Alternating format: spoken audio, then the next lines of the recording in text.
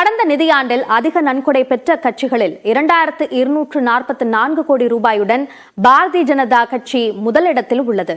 மற்ற கட்சிகளுக்கு எவ்வளவு நன்கொடைகள் கிடைத்தன என வரைகலை உதவியுடன் விளக்குகிறார் நமது நெறியாளர் தேவப்பிரியன்.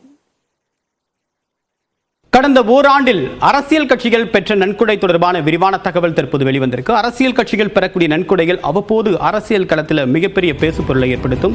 அந்த வகையில் 2023-2024 நிதியாண்டில் பிரதான தேசிய கட்சிகள் மாநில கட்சிகள் எவ்வளவு நன்கொடை பெற்றிருக்காங்க அப்படின்ற தகவலை பார்க்கலாம். பாஜக ஆளும் கட்சியான பாஜக தற்போது ஒரு வருஷத்தில் 2244 கோடி ரூபாய் அளவுக்கு நன்கொடை பெற்றிருக்காங்க. பிரதான எதிர்க்கட்சியான காங்கிரஸ் ஒரு வருஷத்துல 2023-24 நிதியாண்டுல 289 கோடி ரூபாய் நன்கொடை பெற்றிருக்காங்க.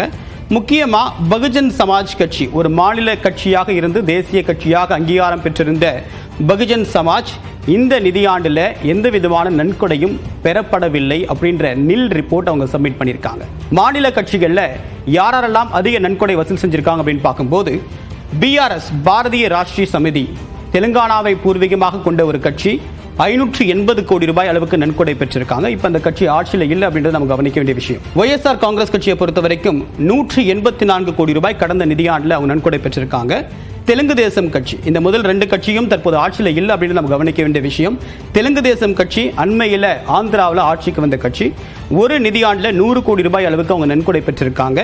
ஆம் ஆத்மி டெல்லியில தற்போது ஆளும் அரசா இருக்கக்கூடிய ஆம் ஆத்மி 11 கோடி ரூபாய் அளவுக்கு நன்கொடை பெற்றிருக்காங்க. தமிழ்நாட்டில் இருக்கக்கூடிய கட்சிகள் எவ்வளவு நன்கொடை பெற்றிருக்காங்க அப்படின்ற தகவலை பார்க்கும்போது பிரதான ஆளும் கட்சியாக இருக்கக்கூடிய திமுக 75 கோடி ரூபாய் அளவுக்கு நன்கொடை பெற்றிருக்காங்க. இதுல 60 கோடி ரூபாய் தேர்தல் பத்திரம் மூலமா பிப்ரவரி மாதத்திற்கு பிறகுதான் தேர்தல் பத்திர திட்டம் ரத்து செய்யப்பட்டது. அதுக்கு முன்பு அவங்க வாங்கியிருக்காங்க 60 கோடி ரூபாய் அளவுக்கு நன்கொடை தேர்தல் பத்திரம் மூலமா பெற்றிருக்காங்க.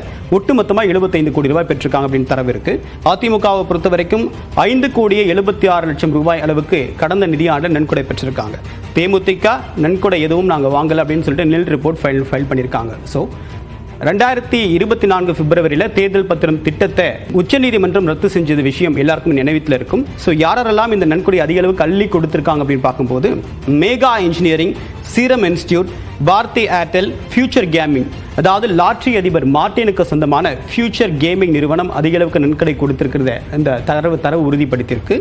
கிறிஸ்டி ஃபுட்ஸ் அதாவது கொங்கு மண்டலத்தை அடிப்படையாக கொண்டு செயல்படக்கூடிய கிறிஸ்டி ஃபுட்ஸ் நிறுவனமும் நன்கொடை கொடுத்திருக்காங்க அப்படின்ற தகவல் வெளிவந்திருக்கு. குறிப்பாக பாஜகவுக்கு கொடுத்திருக்காங்க அப்படின்ற தரவு இருக்கு. ஸோ இந்த டோனர்ஸ் யாரெல்லாம் அப்படின்னு பார்க்கும்போது பெரும்பாலும் அண்மையில் குறிப்பாக ஃபியூச்சர் கேமிங்கும் கிறிஸ்டி ஃபுட்ஸும் அமலாக்கத்துறை சோதனைக்கு உள்ளானார்கள் அப்படின்றது நமக்கு கவனிக்க வேண்டிய ஒரு விஷயமா இருக்கு.